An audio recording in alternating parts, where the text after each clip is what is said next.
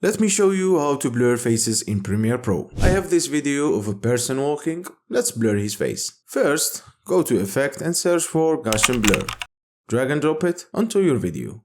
Make sure you are at the beginning of the video. Then go to Effect Control. Under Gaussian Blur, you'll see 3 options to create a mask. One is the like button and this Bezier tool to create a custom mask.